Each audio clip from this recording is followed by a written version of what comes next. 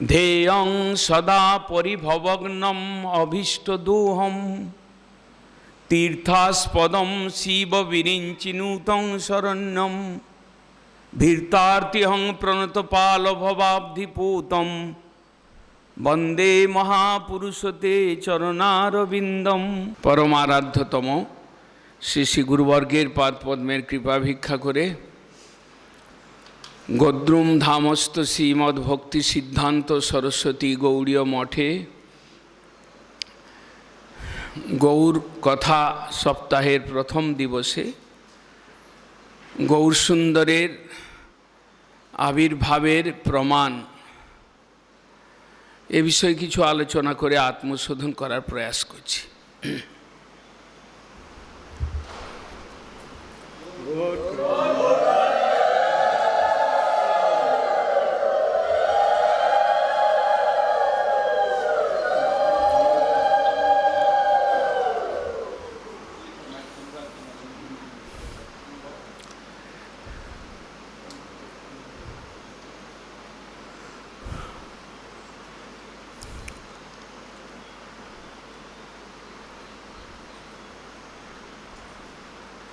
प्रत्येक अवतारेर दिग निर्देश रयेछे शास्त्रे। भगवान जुगे जुगे अवतीर्ण हन,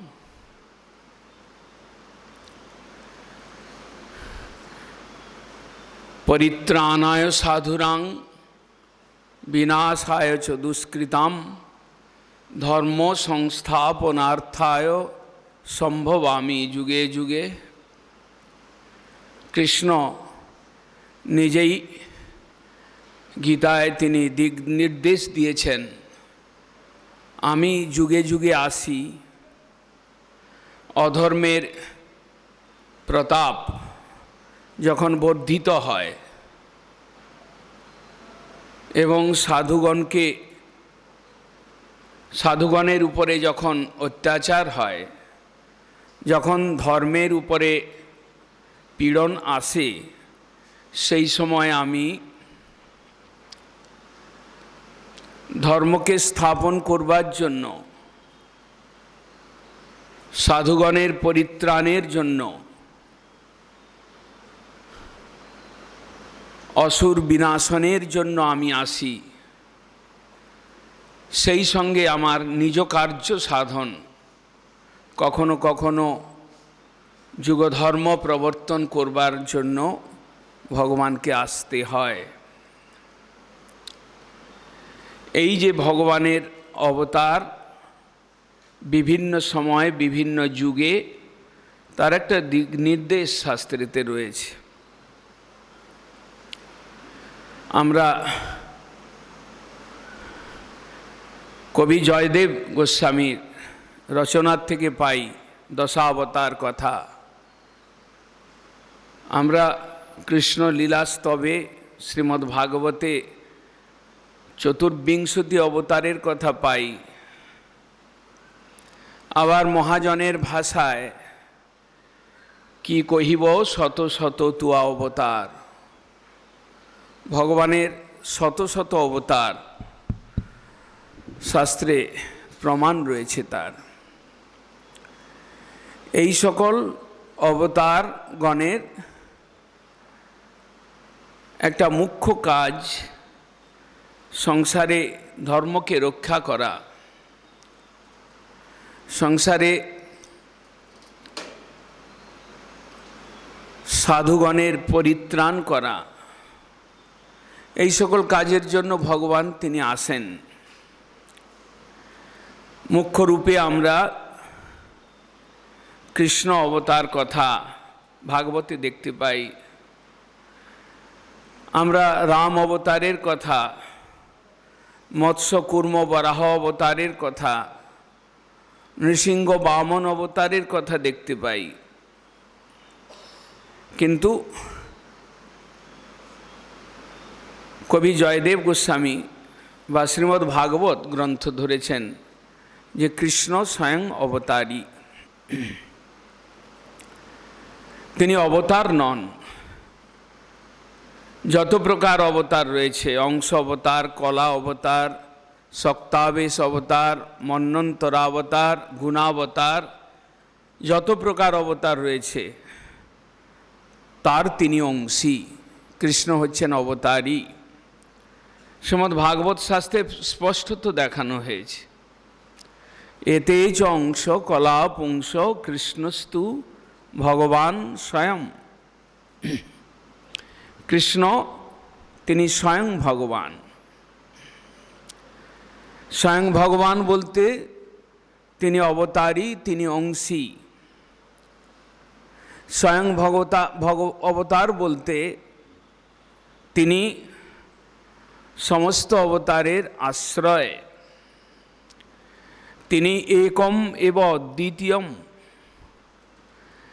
এই যে কৃষ্ণচন্দ্র, তার যেমন ভাগবতে দিক নির্দেশ রয়েছে তিনি অবতারী, সেই রকম রামচন্দ্র অবতারের দিক নির্দেশ রয়েছে। মৎস্য, কুর্ম, বরাহ আদি অবতারের কথা রয়েছে। কিন্তু শ্রীমন মহাপ্রভু শ্রী চৈতন্যদেবের অবতারের প্রমাণ কোথায়?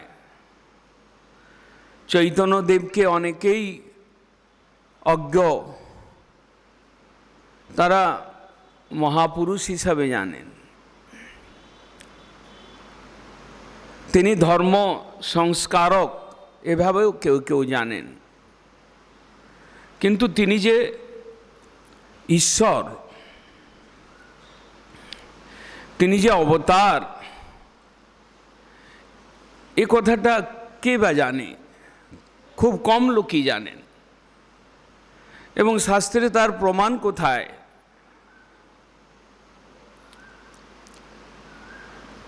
এবং তার উপরের কথা রয়েছে তিনি যে অবতারী, সেটাই বা কয়জন জানে? চৈতন্যদেব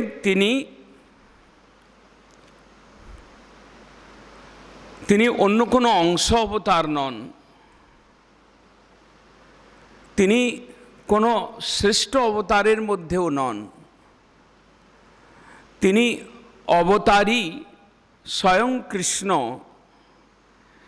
তাও শুধু তিনি নন, তিনি অবতারী কৃষ্ণেরও উদার বা ঔদার্যময় মূর্তি। এটা শাস্ত্রে প্রমাণে দেওয়া রয়েছে, তার লীলার মধ্যে দেখানো রয়েছে। কিন্তু কেন শাস্ত্রেতে স্পষ্ট করে বর্ণন নেই? যেমনটি কৃষ্ণের কথা রয়েছে, এতে চ অংশ কলা পুংস কৃষ্ণস্তু ভগবান স্বয়ং। কৃষ্ণ আর যত সব অবতার এরা সব অংশ কলা, কিন্তু কৃষ্ণ স্বয়ং অবতার। তিনি স্বয়ং, তার থেকে সব কিছু এসছে। তিনি মূল, তিনি অংশী, তিনি অবতারী। কিন্তু এই শ্রী চৈতন্যদেবের কথা যখন চৈতন্যদেবের প্রশ্ন আসে, তিনি অবতার পুরুষ, তিনি ঈশ্বর, তিনি অবতারী পুরুষ, তখন তার প্রমাণ কোথায় পাওয়া যায়? শাস্ত্রেতে যদি প্রমাণ থাকে, যদি স্পষ্টভাবে প্রমাণ না থাকে, তাহলে তার কারণ কি? এবং যদি প্রমাণ থাকে সেটা কোথায়? এবং স্বরূপত তিনি কে? এইসব দিক নির্দেশ আমরা কেবল কয়েকটা শাস্ত্রের জ্ঞানের চর্চা করে আমরা জানতে পারি না। এইসব অনুভব বেদ্য, এইসব কথা শাস্ত্রেতে কোনো সময় স্পষ্টকারে বর্ণিত হয়, কোনো সময় শাস্ত্রকারগণ প্রচ্ছন্নভাবে বলেন, কোনো সময় শাস্ত্রকারগণ একটু চেপে বলেন, কোনো সময় শাস্ত্রকারগণ বলেন না, উজ্জ্ব রাখেন, মহাপ্রভুর বিষয়টা তাই। মহাপ্রভু যে তিনি অবতার এ বিষয়ে স্পষ্ট উল্লেখ শাস্ত্রেতে নাই, এবং তার কারণ রয়েছে। তার কারণ মহাপ্রভু তিনি প্রচ্ছন্ন অবতার। তার কারণ মহাপ্রভু ভক্ত ভাব অঙ্গীকার করে এসেছেন, কিছু গোপন কার্যের জন্য এসেছেন, তিনি কিছু তার নিজ কার্য সম্পাদনের জন্য এসেছেন, যে কার্যটা জগতের হিতের জন্য বিরাটভাবে নয়, অথচ যে কার্যটা তার লীলার একটা গভীর বা একটা সর্বশ্রেষ্ঠ অঙ্গ, যেটা তিনি কোনো অবতারে করতে পারেন নাই, এমন কিছু করবার জন্য, এমন কিছু আস্বাদনের জন্য, এমন কিছু কার্যের জন্য মহাপ্রভু এসেছেন। তাই তার অবতারের প্রমাণ শাস্ত্রেতে স্পষ্টাকারে নেই। যদিও শাস্ত্রকারগণ মহাপ্রভুর অবতারকে অস্বীকার করেন নাই, একদম পুরোপুরি গোপন করতে পারেন নাই, কারণ অবতার পুরুষ বা ভগবান স্বয়ং তাকে গোপন করবার ক্ষমতা শাস্ত্রকারগণের নেই। হয়তো ভগবদ ইচ্ছায় তাকে গোপন করা হয়েছে, কোনো জায়গায় উজ্জ করা হয়েছে, কোনো জায়গায় তার অবতারের ইঙ্গিত দেওয়া রয়েছে। এগুলো যারা মহাপ্রভুর ভক্ত হবেন, যারা মহাপ্রভুর উপাসনা করবেন, যারা মহাপ্রভুর সম্প্রদায়ভুক্ত হবেন, এ কথাগুলো তাদের বিশেষ করে জানা দরকার। মহাপ্রভুর অবতারের কথা বেদে, উপনিষদে, মহাভারতে রয়েছে, স্পষ্টাকারে না হলেও ইঙ্গিত রয়েছে। আমাদের জীবগোস্বামীপাদ তিনি ব্রহ্ম সংহিতা গ্রন্থের কোনো এক শ্লোকের ব্যাখ্যা করতে গিয়ে তিনি বর্ণন করেছেন যে বেদে মহাপ্রভুর কথা ইঙ্গিত রয়েছে। কীরকম বলছেন যে রহস্যংতে বদিস্বামী জাহ্নবী তীরে নবদ্বীপে গোলকাক্ষে ধামনি গোবিন্দ দ্বিভুজং গৌর সর্বাত্মা মহাপুরুষ সত্যরূপ ভক্তিং লোকে কাশ্যসিতি। বেদে বর্ণন রয়েছে যে জাহ্নবী তীরে নবদ্বীপে কোনো এক ভগবান তিনি এই গোলকাক্ষ ধামস্বরূপ নবদ্বীপ, সেখানে অবতীর্ণ হয়ে তিনি সর্বাত্মা, তিনি মহাপুরুষ এবং তিনি লোকে ভক্তি প্রবর্তন করবেন। এইরকম কথা বেদে জীবগোস্বামীপাদ এটাকে তুলে ধরেছেন। তাছাড়াও আমরা দেখতে পাই, আমরা মুন্ডক উপনিষদে দেখতে পাই যে দাপর যুগে যে ভগবান বিষ্ণু পঞ্চরাত্র বিধানে পূজিত হবেন, কলিতে তিনি আসবেন, তিনি ভক্তি ভাবযুক্ত হয়ে তিনি আসবেন। আমরা উপপুরাণে দেখতে পাই অহমেব ক্বচিৎ ব্রহ্মণ সন্ন্যাসাশ্রিত হরি ভক্তিং গ্রহয়ামি কলৌ পাপ হতাৎ নরম। পাপ পঙ্কিলময় মনুষ্য কলিযুগের, তাদেরকে হরিভক্তি তাদের মধ্যে দেওয়ার জন্য আমি কখনো ভক্তভাব অঙ্গীকার করে সন্ন্যাস ধর্ম গ্রহণ করে আমি অবতীর্ণ হব। মহাভারতে দেখা যায় যে বিভিন্ন ভগবানের নাম বলতে গিয়ে সেখানে পীতবর্ণ, সুবর্ণবর্ণ, হেমাঙ্গ, এইরকম কথাগুলো নামের উল্লেখ রয়েছে, যেটা মহাপ্রভুর আবির্ভাবকে লক্ষ্য করছে, উদ্দেশ্য করছে। এছাড়া আমরা অথর্ববেদে দেখতে পাই ওং যদা পশ্যতে রুক্মবর্ণং কত্রারৈষং পুরুষং। স্পষ্ট উল্লেখ নেই, কিন্তু রুক্মবর্ণ বলতে স্বর্ণবর্ণ।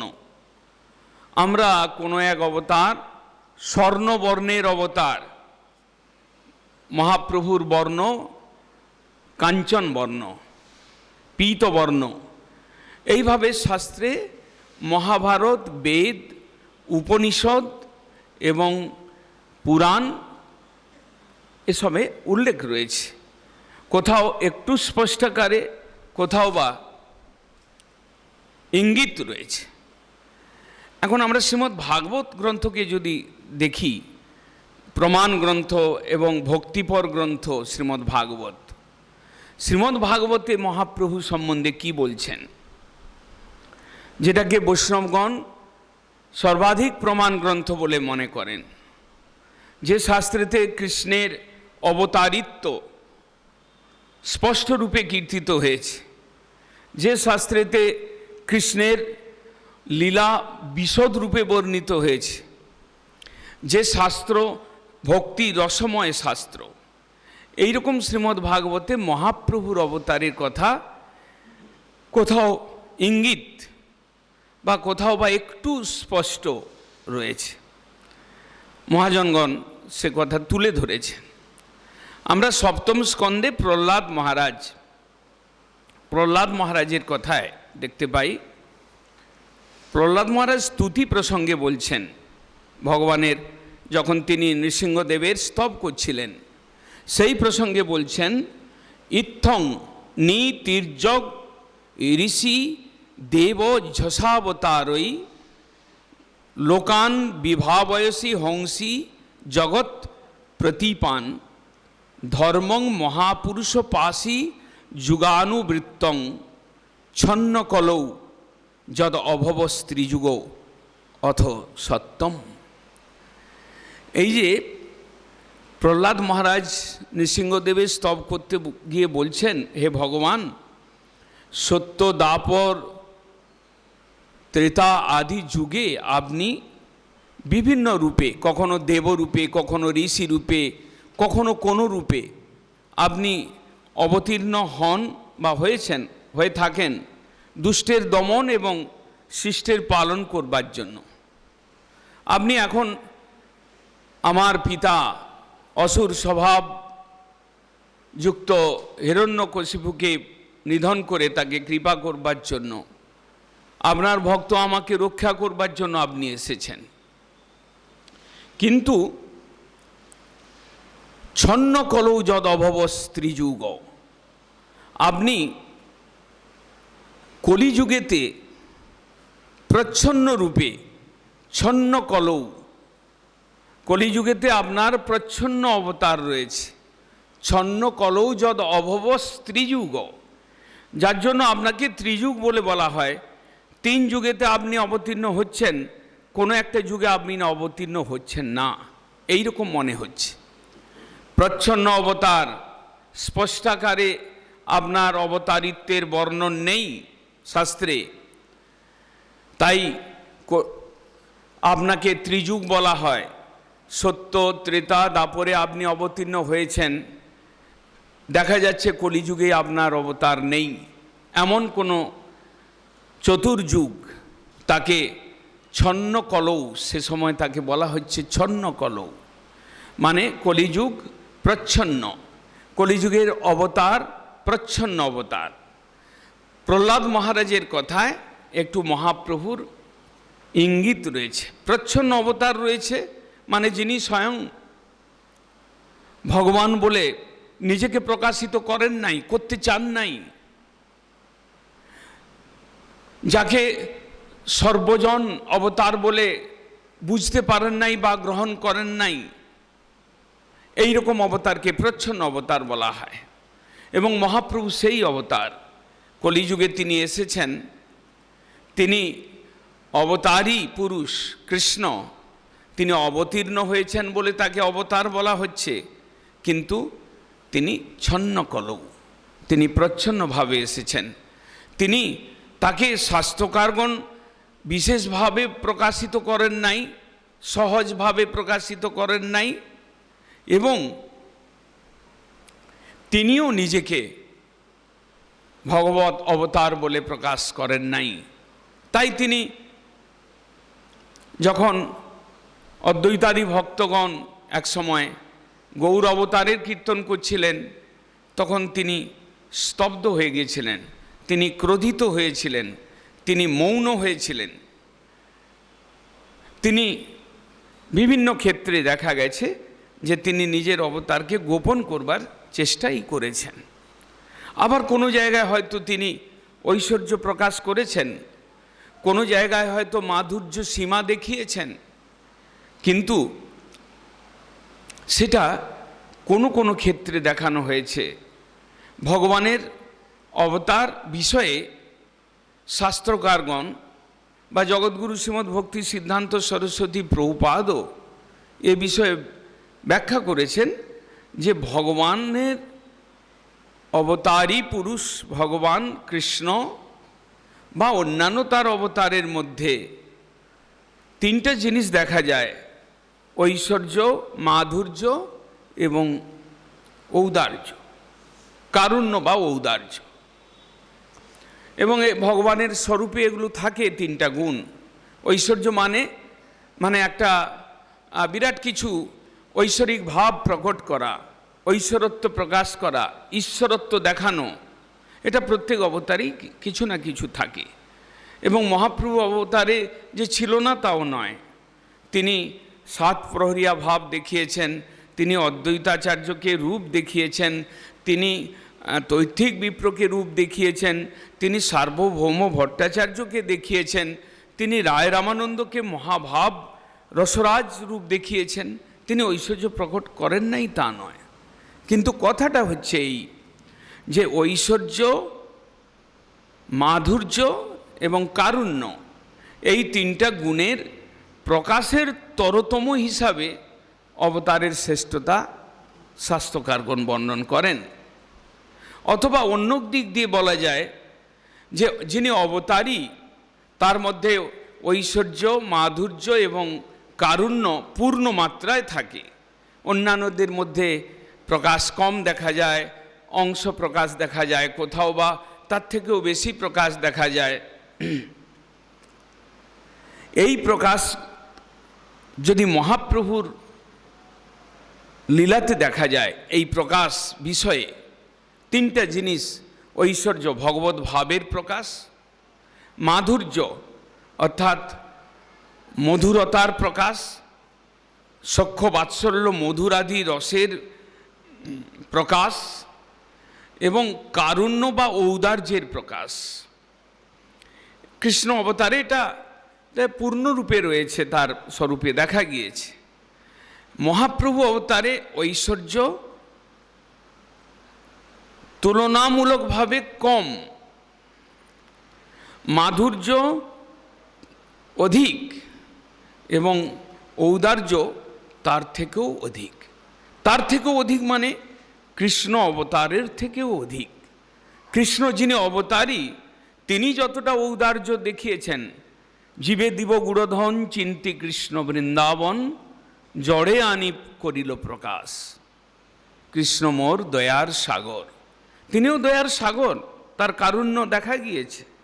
তিনি তার মাধুর্য প্রেম আস্বাদন করতে গিয়ে তিনি যে প্ল্যাটফর্ম তৈরি করেছিলেন এই ভৌম প্রপঞ্চে, সেটা অন্য কোনো সাধারণ স্থান নয়। তিনি গোলকের অবতরণ করিয়ে ব্রজধামকে এনে তিনি প্রকট করিয়ে সেই চিন্ময় ধাম তার নিজ ধামের মধ্যে তিনি মাধুর্যমণ্ডিত লীলা প্রকাশ করেছেন, মাধুর্যময় লীলা প্রকাশ করেছেন। জগৎকে দেখিয়েছেন এইরকম একটা ভগবত প্রেম জীব আস্বাদন করতে পারে, জীব দেখতে পারে, জীব সেই প্রেমের সাধন করতে পারে, এটা তিনি দেখিয়েছেন।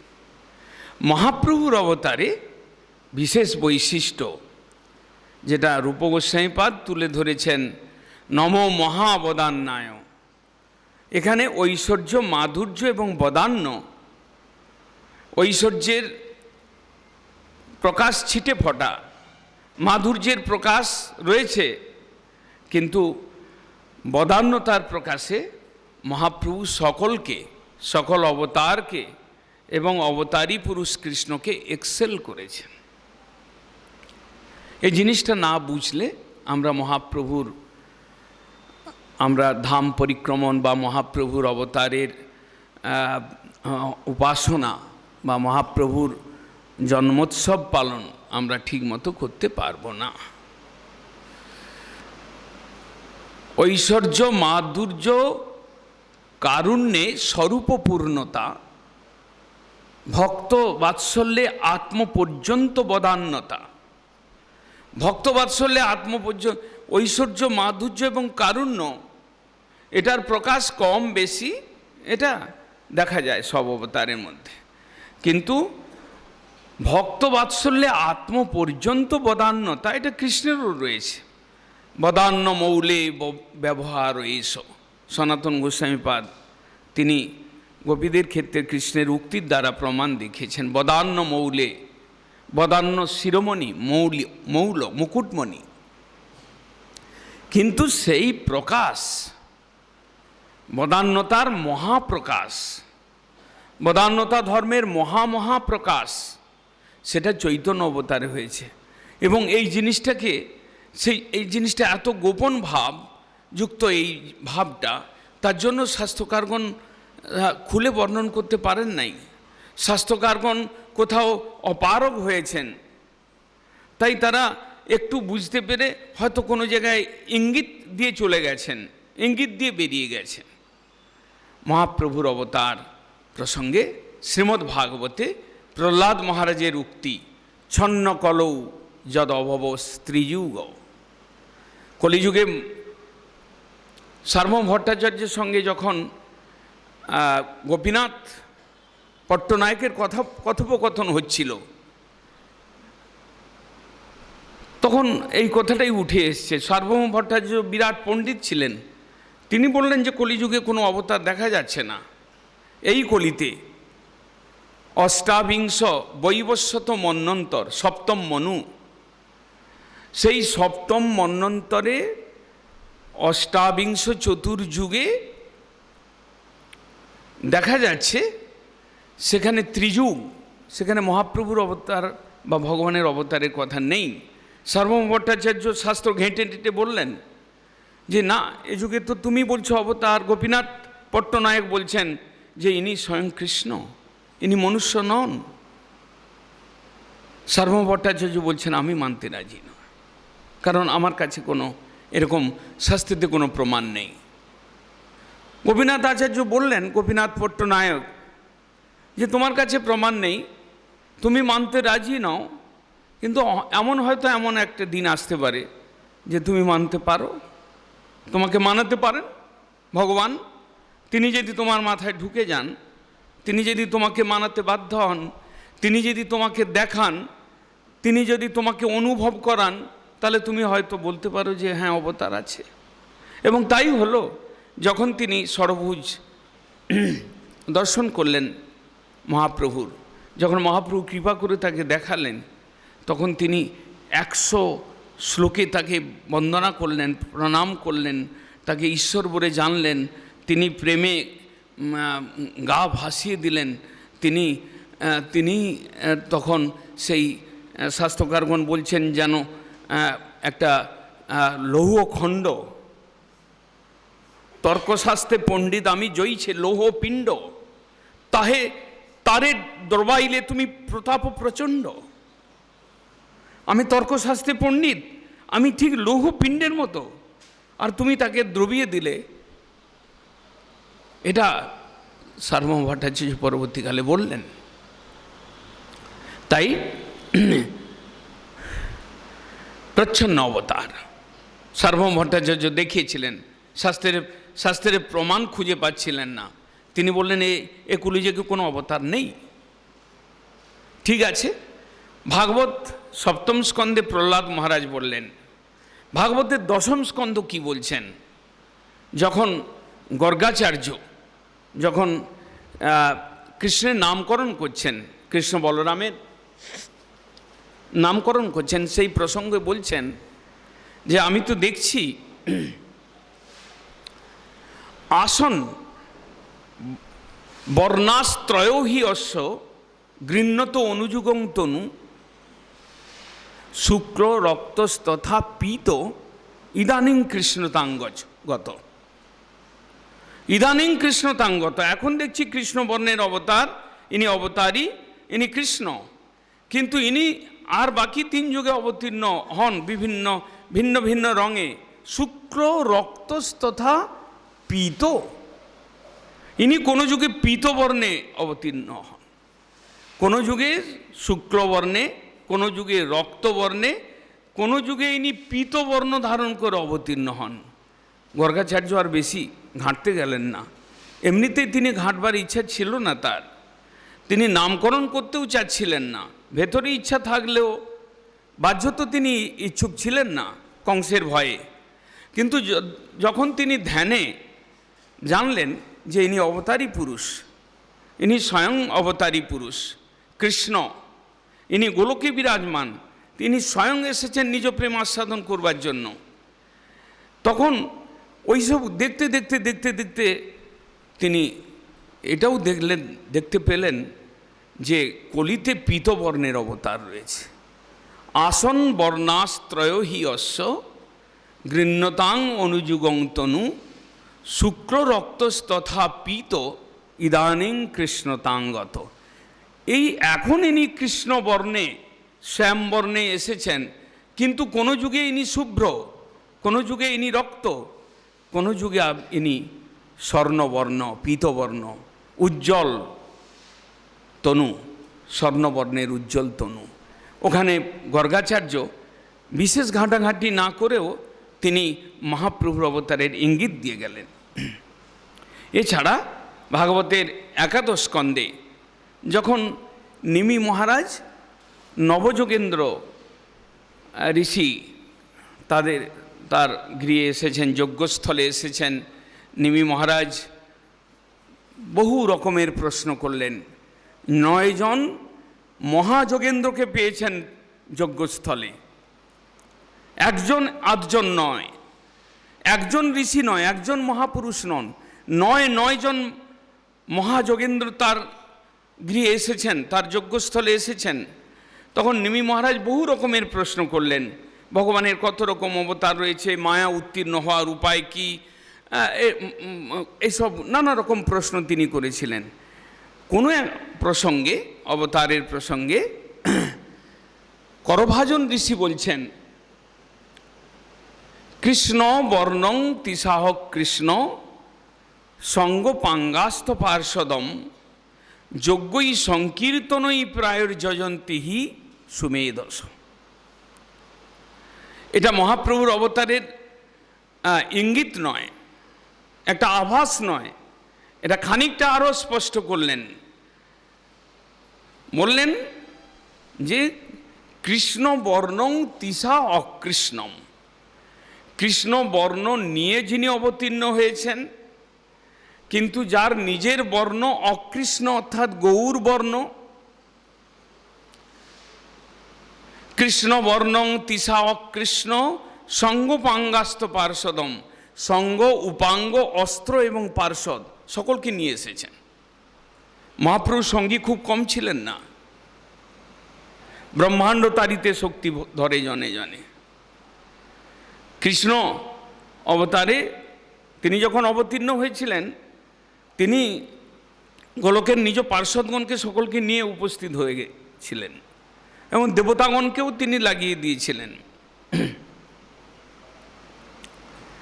কিন্তু মহাপ্রভু অবতারে যারা এসেছেন তারা পার্শ্বদ তো বটেই, কিন্তু খুব কম সংখ্যক পার্শ্বদ নন, বহু পার্শ্বদ নিয়ে তিনি এসেছেন। বলছেন যে কৃষ্ণ বর্ণং তিসা কৃষ্ণম সঙ্গ উপাঙ্গ অস্ত্র পার্শ্বদ, সঙ্গী উপাঙ্গ অস্ত্র সঙ্গ উপাঙ্গ পার্শ্বদম সকলকে নিয়ে এসেছেন। তার অবতারেতে তিনিও দেবতাগণকে এনেছিলেন। ব্রহ্মা এসেছিলেন, ইন্দ্র এসেছিলেন, বৃহস্পতি এসেছিলেন মহাপ্রভুর অবতারে, দেবতাগণ এসেছেন। কিন্তু মহাপ্রভুর ভক্ত সংখ্যা অনেক বেশি। তিনি সকলকে প্রেমে মাতিয়ে দিয়েছিলেন। তিনি নিত্যসিদ্ধ পার্ষদ, তিনি দেবতাগণকে নিয়ে এসেছেন সঙ্গে। সেই সময়, তার সময়ে যারা এই পৃথিবীতে ভক্তিমান ছিলেন, যাদের মধ্যে ভক্তির সংস্কার ছিল, তাদেরকেও তিনি উন্নত করে নিজের সঙ্গী বানাতে পেরেছিলেন। এবং সেই জন্য মহাপ্রভুর ভক্তগণ, অজস্র ভক্ত তার, ব্রহ্মাণ্ড তারিতে শক্তি ধরেন জনে জনে। মহাপ্রভুর এক একজন পার্ষদ এক এক ব্রহ্মাণ্ডকে উদ্ধার করতে পারতেন, এমন সমস্ত পার্ষদ তার সঙ্গে ছিল। সঙ্গ উপাঙ্গ অস্ত্র পার্ষদ। অস্ত্র মানে হরিনাম সংকীর্তন, হরিনাম সংকীর্তন রূপ অস্ত্র, এবং সঙ্গে সঙ্গী উপাঙ্গ পার্ষদগণকে নিয়ে তিনি এই কলির তাণ্ডবকে দমন করে, কলিহত জীবকে মায়ার কারাগার থেকে ছিনিয়ে উদ্ধার করে, তাদেরকে ভক্তি দান করে, তাদেরকে প্রেম দান করে তিনি এক বিশাল প্রভাব কলিযুগেতে দেখিয়েছিলেন, যেটা অন্য কোনো যুগে হয় নাই। তাই জন্য শাস্ত্রকারগণ কোনো কোনো স্থানে কলিযুগের প্রশংসা করেছেন। এমনকি শ্রীমদ্ ভাগবত কলিযুগের প্রশংসা করেছেন। কেন?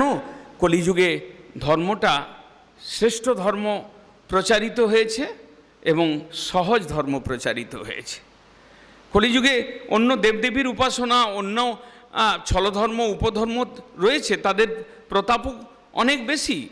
কিন্তু তার মধ্যেও কলিযুগে প্রচ্ছন্ন অবতারী মহাপ্রভু এসে তিনি প্রেম ধর্ম, বিশুদ্ধ ভক্তি ধর্ম, বিশুদ্ধ ভক্তির সাধনের দ্বারা কৃষ্ণ প্রেম রূপ ধর্ম এবং কৃষ্ণ প্রেম ধনী করে অনেক কলিহত জীবকে তিনি মহাধন, মহাসম্পদ, অমূল্য সম্পদ দান করে তিনি তার অবতারের শ্রেষ্ঠতা প্রমাণ করেছেন। তাই কলিযুগ ধন্য শাস্ত্রে বলা রয়েছে।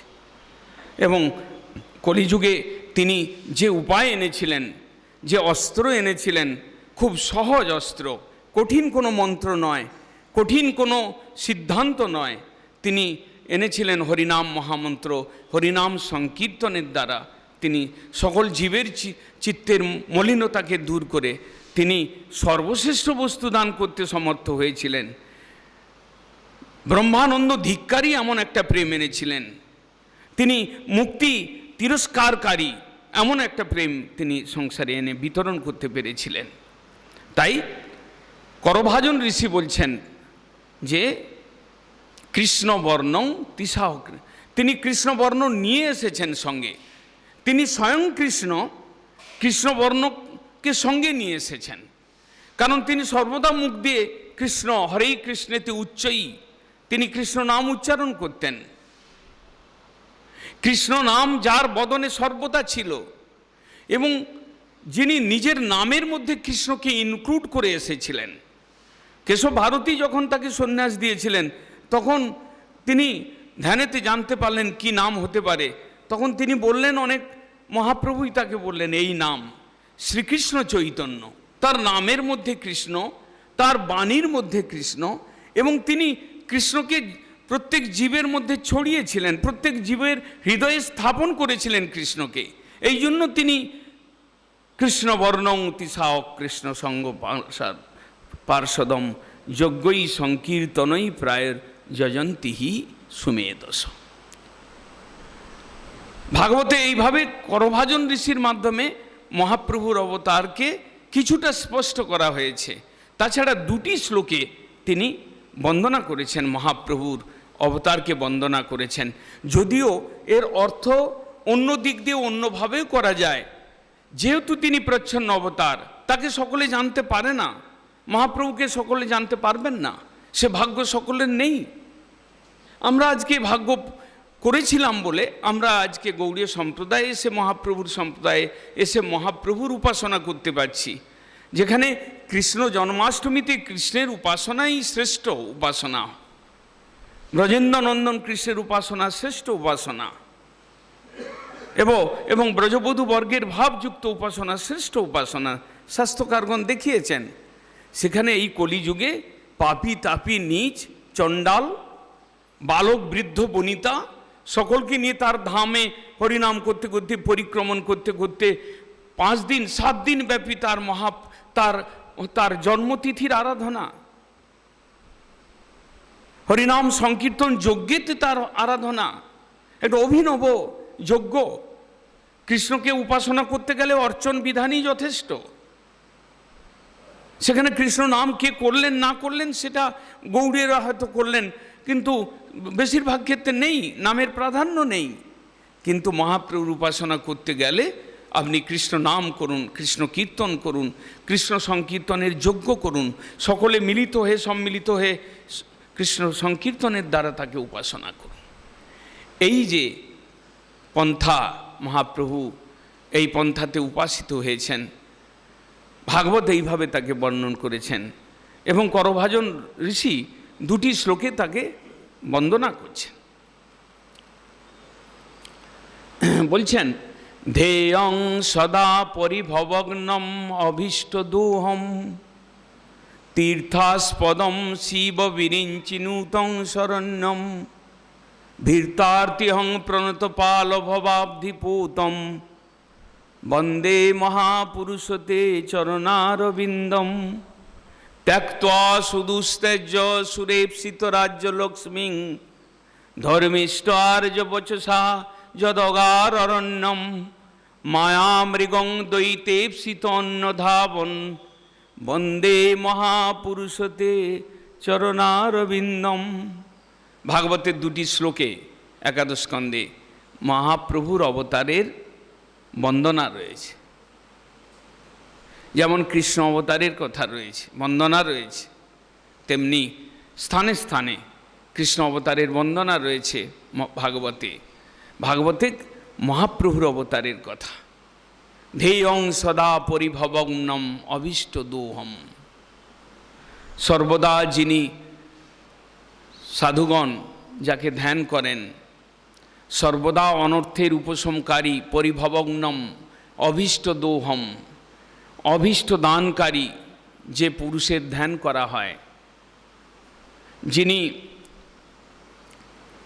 তীর্থাস্পদ শিব বিরিঞ্চি নূতং, যিনি সমস্ত তীর্থের আস্পদ স্বরূপ, যিনি ব্রহ্মা শিব আদির দ্বারা প্রণমিত হয়েছেন। ব্রহ্মা এসেছেন হরিদাস রূপে, শিব ঠাকুর এসেছেন অদ্বৈত আচার্য রূপে, তারা এসেছেন।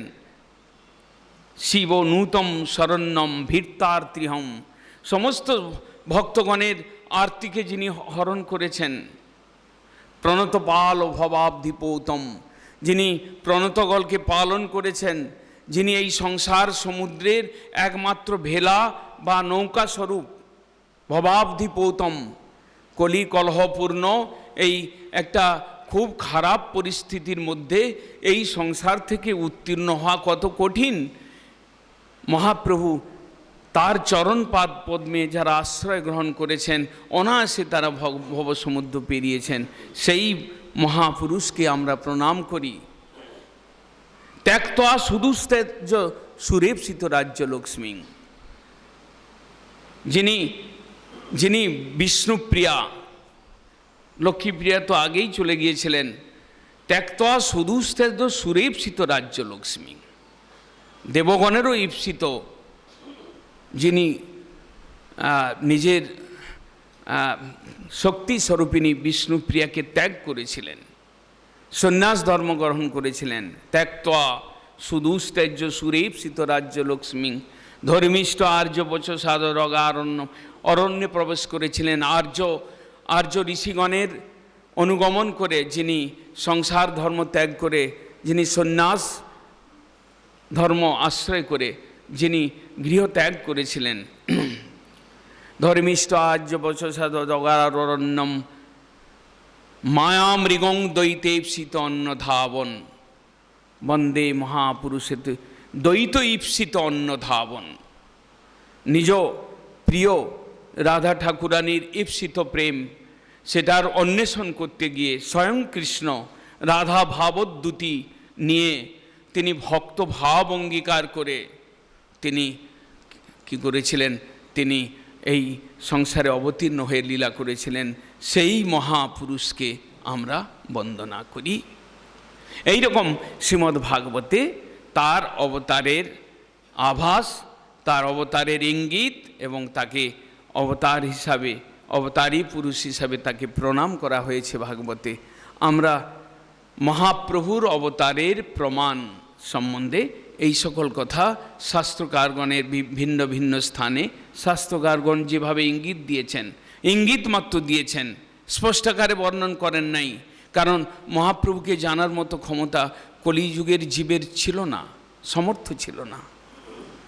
কৃষ্ণকেই জানতে পারেন নাই, কৃষ্ণের কত নিন্দা করেছেন তৎকালীন সমাজের মানব, আর মহাপ্রভুকে কি করে চিনবেন? মহাপ্রভু তো আরও নিগুড় রূপ নিয়ে এসেছেন, ভক্ত ভাব অঙ্গীকার করে এসেছেন। ভক্ত শ্রেষ্ঠ যিনি রাধা ঠাকুরানী, তার ভাব নিয়ে এসেছেন। তার ভাব বোঝা কি সহজ কথা? তাই তিনি প্রচ্ছন্ন অবতার, সেই কৃষ্ণ জয়যুক্ত হন, সেই মহাপ্রভু জয়যুক্ত হন। বাঞ্ছাকল্পতরুভ্যশ্চ কৃপা সিন্ধুভ্যৈব চ পতিতানাং পাবনেভ্যো বৈষ্ণবেভ্যো।